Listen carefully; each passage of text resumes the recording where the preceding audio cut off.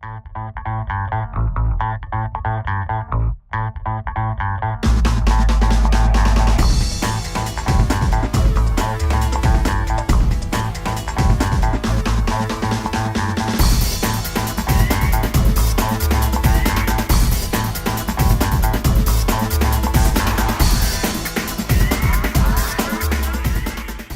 here with Piaget for an interview about his new discoveries. Good morning.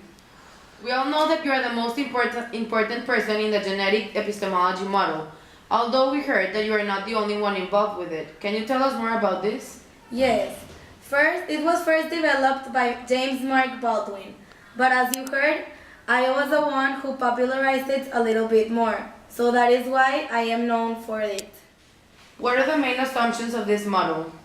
First of all, genetic epistemology is the validity of knowledge to the model of its construction. Depending on how you obtain the information, it affects the validity of it. From my personal point of view, this genetic epistemology is between formal logic and dialect. From the standpoint of epistemology, it is between objective idealism and materialism. And what about the three kinds of knowledge that you've proposed?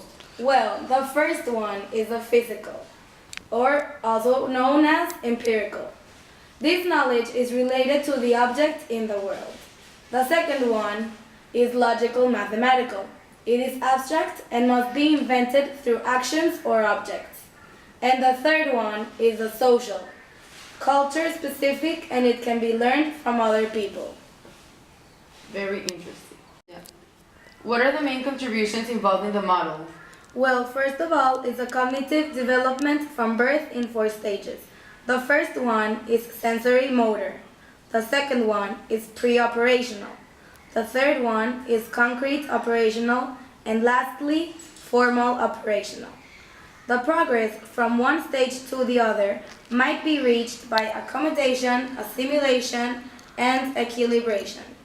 Assimilation, which occurs when the perception of a new object or event to the learner in an existing schema and is usually used in the constant context of self-motivation.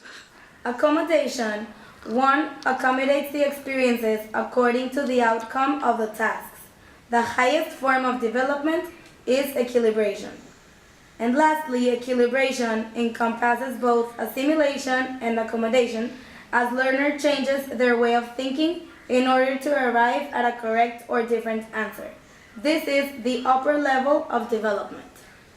Can you tell us more about these stages? Yes, of course. I'll show you some examples. Sensorimotor period is from birth to 2 years old. Innate effects, inhibition, to adapt to the environment.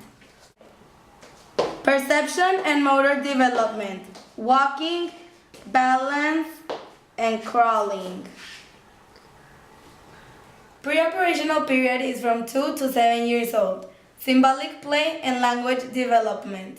Da, da, da, da, da, da. Egocentrism is also present during that period. Mine, mine, mine. Concrete period is between 7 and 11 years old. This is where the child begins to read and learn math. This is also called the school period. The formal operational period is from 11 years old and older. This is where symbolic and abstract thinking is present. Did you know there are some critics about your theory? Yes, I am aware of it. One example is that people say that the last stage should be divided into more, because 4 are not enough. Learning never ends.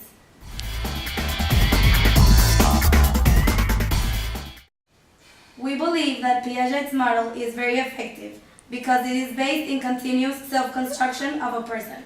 It is divided into 4 stages which cover the primary educational development.